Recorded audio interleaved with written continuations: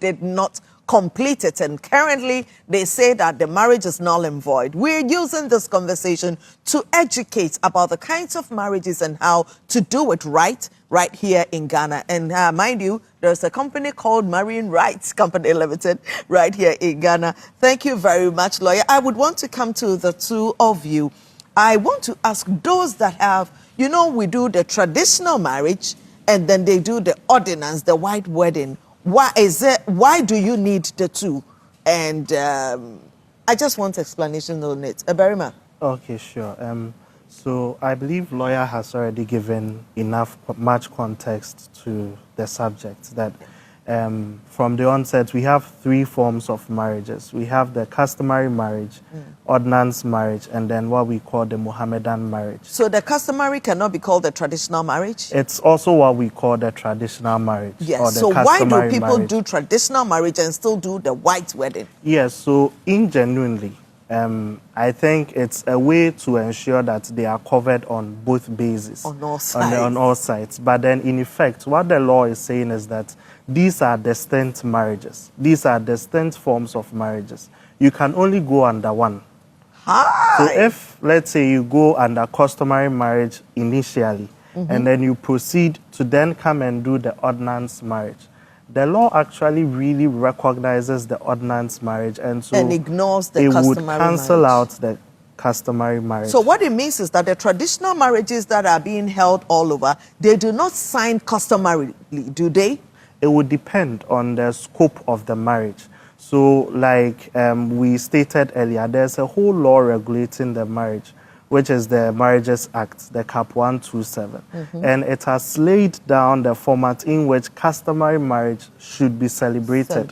In terms of when, not necessarily even celebrated, but for its registration. Yes. And then the rationale behind that is that the law recognizes there are distinct customs. Okay. And then initially, we had the issue of cohabitation. Yeah. Where at the end of the day, someone will be living with another person for, let's say, for 10 years. Yeah. Exactly. And it's something that was very prominent in our societies. And then at the end of the marriage, Bra Kwejo would possibly say, then at the end of the day, they would ask,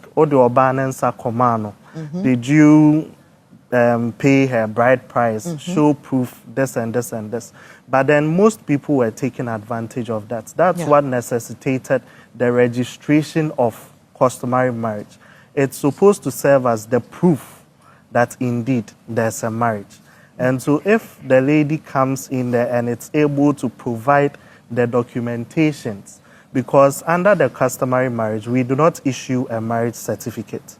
But what we do is that we give the certified true copy of the entries into the marriage register book to you, the applicant. So the customary, there is no certificate to it necessarily, there's but it is still recorded that Yes. Oxford and Miss Nancy are a couple in Ghana. And that's supposed to bear proof. Why are they not giving certificates enough called standing. customary marriage certificate? I think it's because the law acknowledges that customary law is also law. And so since that's also a source of law, let us give credence to whatever customs peculiar to the people and where they are coming from. Barimah, to the Marine Rights Company Limited, I mean, what exactly do you do? Yes, so what we do is to create awareness on the legal requirements of marriage and also everything pertaining to family law. So divorce, adoption, child custody, everything that you need to know.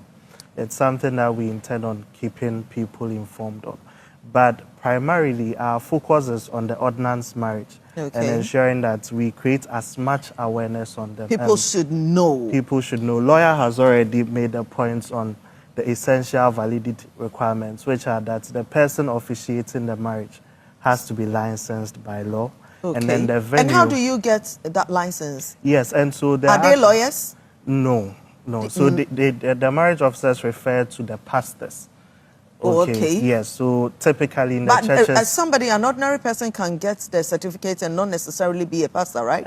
It would depend, because then you would need the gazette of a church to certify you to give you So credence. the ordinance is linked to the church. Yes, for the most part it is. But then there are other nuances that I'm sure as the conversation continues, we would look to. So typically, for you to say that a person has married right, in the simplest of terms. Yes, so under the ordinance marriage, for us to say you've married right, all it entails is that you married with an officiating minister who has been licensed by law and at a church which has been also licensed by law. So in terms of the person that validity conducts the requirements, marriage is important. Yes. And the location. And then the venue.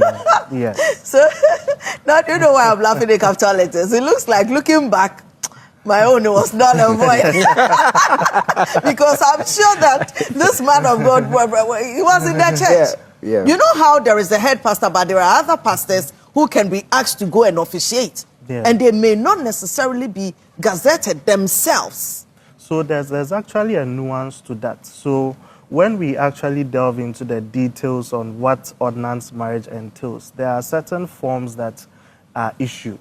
So there are certain forms that are issued when they belong to the same church, and then there are other forms that are issued when they are from different churches. But in the event that, let's say, a marriage officer is unable to officiate the marriage, he can issue a form. It's typically called the Form H, which authorizes someone else to officiate the marriage. So if that person is not gazetted, then by virtue of the Form H, it covers him and then gives credence to the marriage that's being celebrated. That's a good